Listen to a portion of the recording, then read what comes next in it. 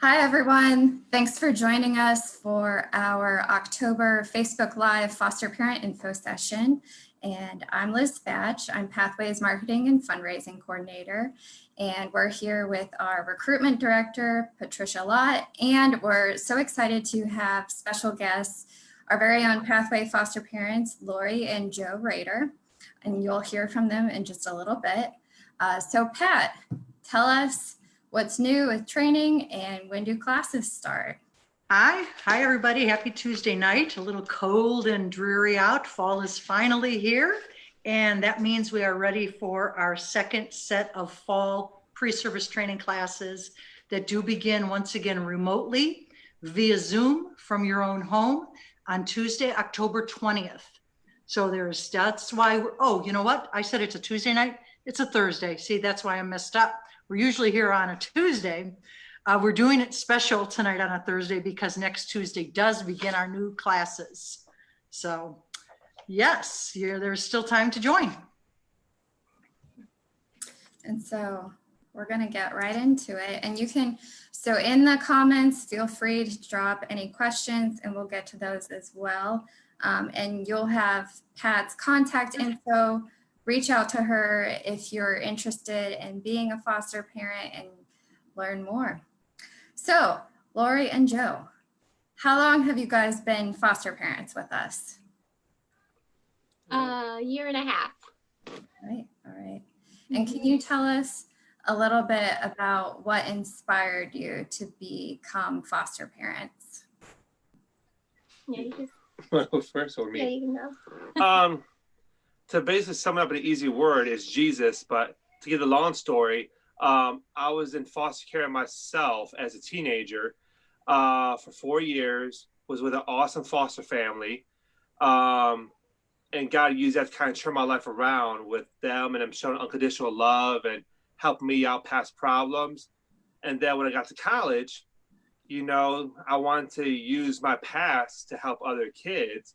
So eventually I led it to social work. So I've been a social worker for a long time, helping foster kids through organizations like SAFI and now the Bear Foundation. But amidst of that, I still wanted to do something else. I wanted to give a kid a shot that I was giving, because, when I was pulled out of my circumstance situation, I was taught better, shown better, and it propelled me towards better.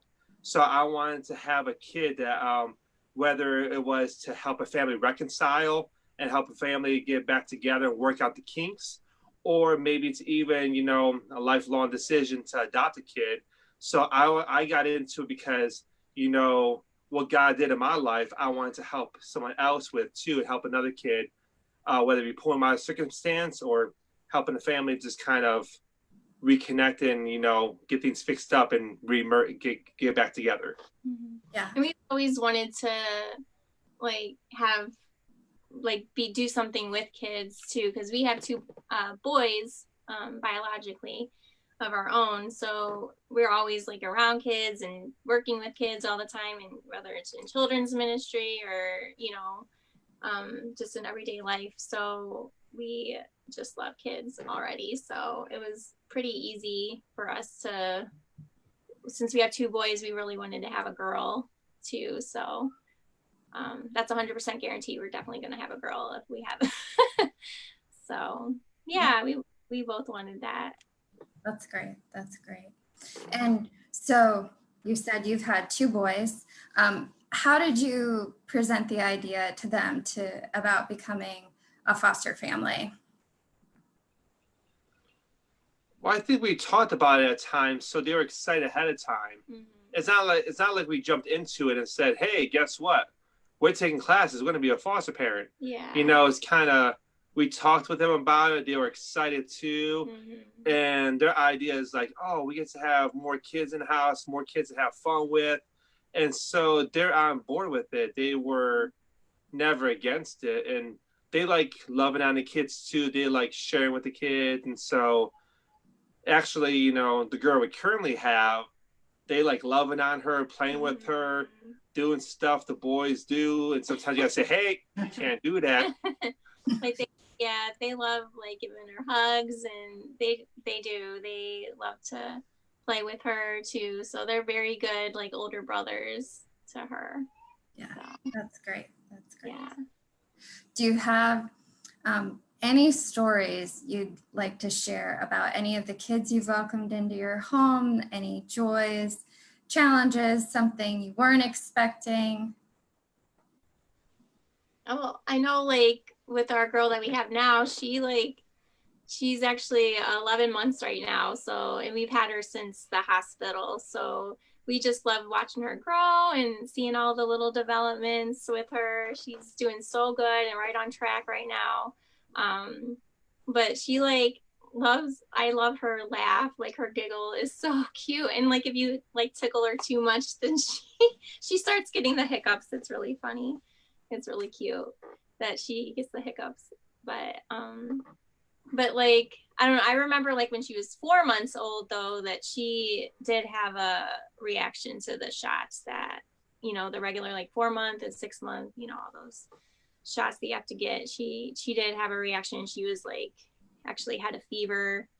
And I was actually at home by myself with all 3 of the kids. And luckily I have like a really good, amazing support group, like my family is really helpful. So, and that's always nice. So I was able to just drop my boys off at my sister's house, and I was able to take Maddie to the hospital because she had our little foster girl, she had a reaction. So, to it, she was, had like 102 temperature. So yeah, so that was kind of unexpected, but, you know, so we just gave her the Tylenol there and she was fine. So, but that was something that I wasn't expecting. Yes. Sure. Well, I know for me, it's been a joy actually doing this because it was so weird because I got into it to help other kids.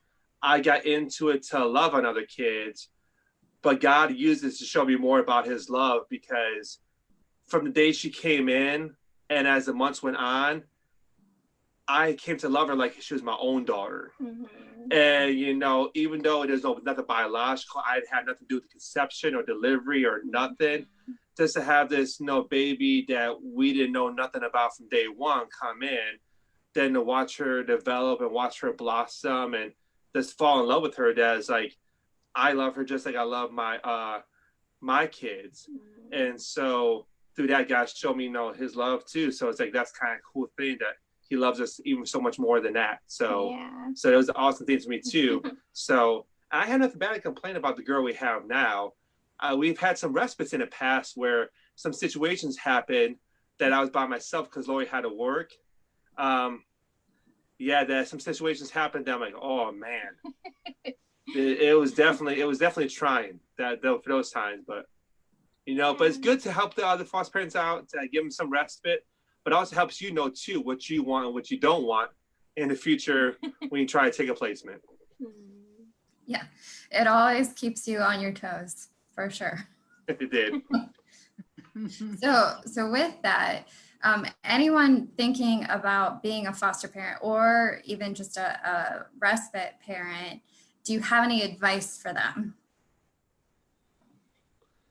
Yeah, I guess the advice is, you know, if God puts on your heart to go do it, because, you know, there's a lot of kids out there who come from broken homes and broken families. And, you know, I believe God's plan A is for that family to get reconciled together, but God wants to use other people to touch families, you know, and to help these kids, because if those kids stay in those circumstances, stay in those situations, you know, they can repeat history and, you know, stuff like that. So I think it's a good thing that it's on your heart to do it, you know. Just try respite for a little bit. Just to go ahead and give it a try and don't worry about the what ifs. You might be afraid to jump in. You can start off with respite and then get your feet wet and then, you know, take a kid.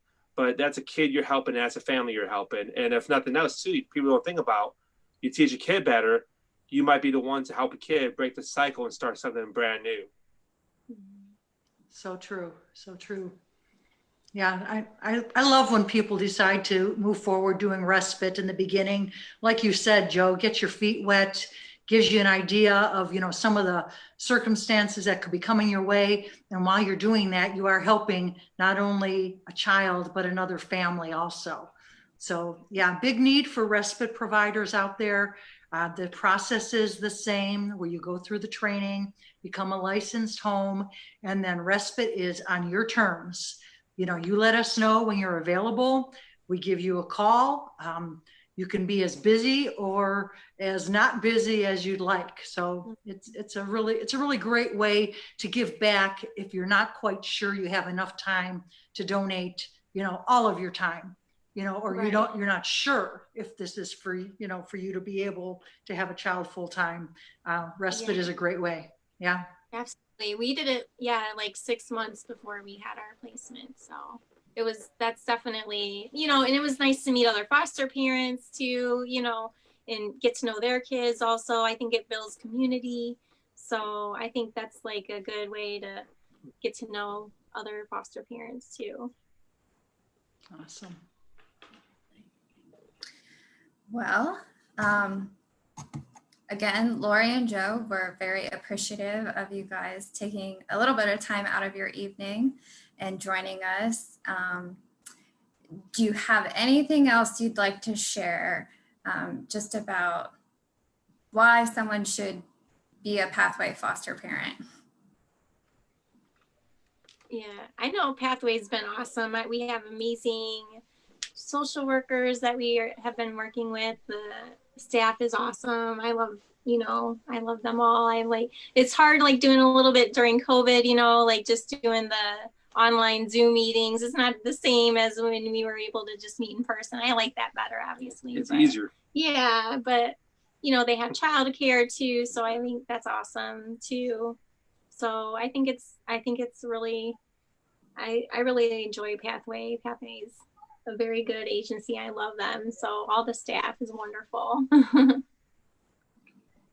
And I guess I was go back and say it too, that, once again, if you got to put on your heart to help kids, just reach out to Pathway or another organization that's close to you. I don't know if people watching these videos might be farther away. I don't know, just, because you can do something to help. God can either use you to help with respite, foster parent, or maybe even you just might want to help monetary or do something just to help the organization or help kids and help families. So that's why I look at it too, because sometimes people look at the hardship and the struggles, but the reward is you're helping families, and actually you're sowing seeds into a kid that over time will most likely produce an awesome harvest in their life and help them to make better decisions and go down a better road in their life. Yes, definitely. And that is definitely what the two of you are doing, pouring into the current little girl in your home, which is wonderful. It is, yes. Yeah, definitely. All right, well, we're nearing the end of our Facebook Live info session. Pat, anything you'd like to wrap up with? Just to reach out. Now is a great time to get ready to go for the October 20th class. As I mentioned in the beginning, it is also via Zoom meeting. So from your home, you're able to take the pre-service training. You reach out to me, we set up a time for an interview and get your questions answered and move you along in the process. I'd love to talk to you. So please give me a call. My number is 330-818-0444. I think Liz will have that also posted, and I'd love to hear from you. Thanks so much. All right. Thank you. All right, thank you. Goodbye. Yeah, bye.